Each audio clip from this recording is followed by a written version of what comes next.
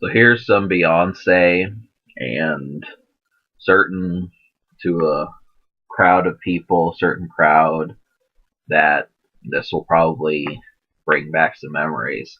Well, that wasn't what I was aiming to do. For me, it's more about having music for when you go out and being able to do it. Now, obviously, most women are thinking 2015 music, but I also do understand when you're at the house, there is such records that, it's basically your choice and not the radio's choice. And the transition to that is, at times it can be annoying. So this is one of such tunes, Destiny's Child. They're mainly concerned about what's going to happen with them. And, you're going to see that this is the final Destiny's Child album, but I am going to review their number one's album with a couple new songs. I actually do own a couple Destiny's Child records, but so what happened with this was Beyonce went solo and really had a breakout year. I reviewed that album, Dangerously in Love, and Kelly Rowland got some features. I'm not really sure what happened with Michelle Williams, but all of them saw pretty good success, and so everyone wanted them to come back, and we got this release as. And the thing about it is, 2001, when the last record they dropped, music was so much different between 2001 and 2004.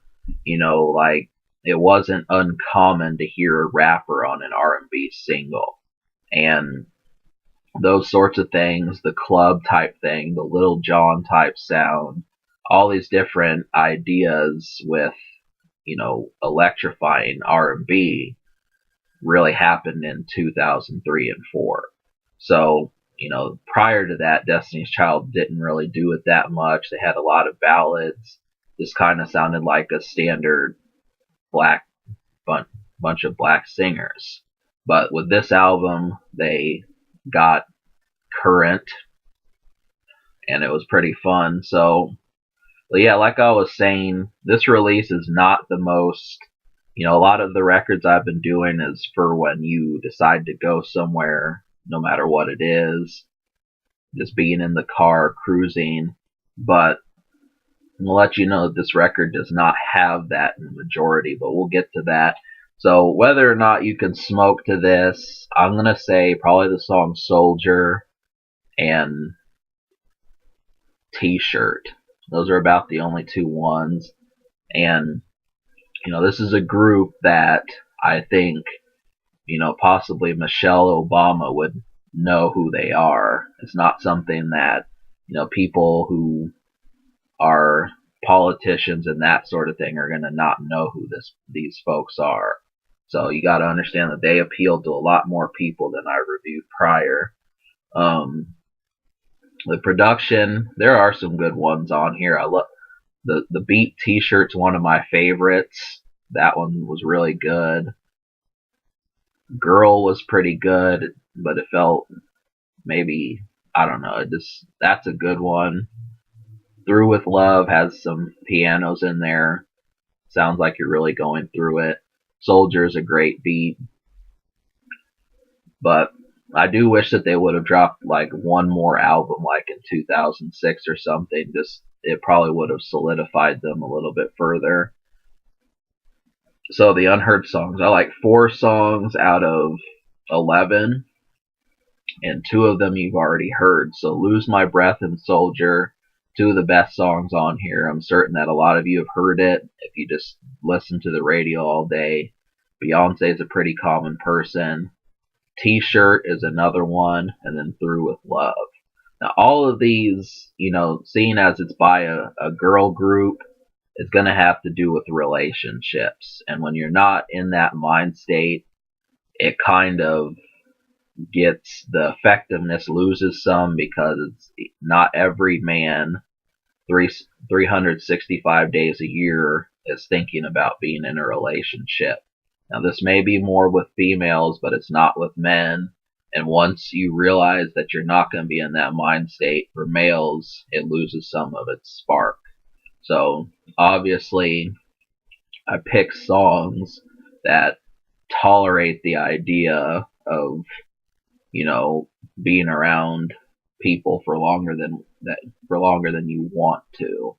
And once I don't want to say that it's tiresome, but you do need your space.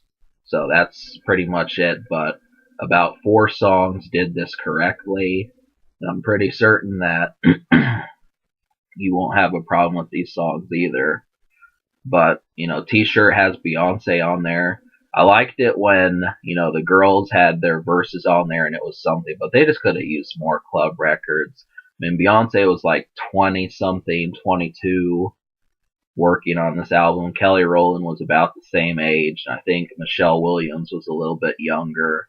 So it feels kind of awkward that they're not more willing to go out in public, especially considering that none of them were mothers at the time.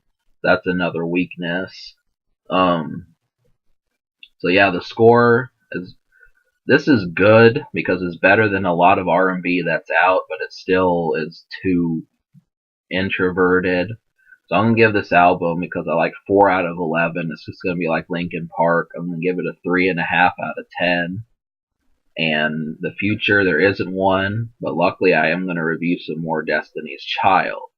So I will review Number Ones, their 2005 album. Social score, I'll give it a 5 social, because there were a series of songs that hit the radio. They had a pretty good job with this. Went 3 times platinum. Women are going to like it to a degree, and it's generally pretty feel good. So, but can it be topped? I think yes, it can, obviously. But this is probably one of the more current ones. So just pick up some of the good songs, kick back, and go on cruise mode with whoever you're with. But alright, subscribe for more fun. 5 social, 3.5 score.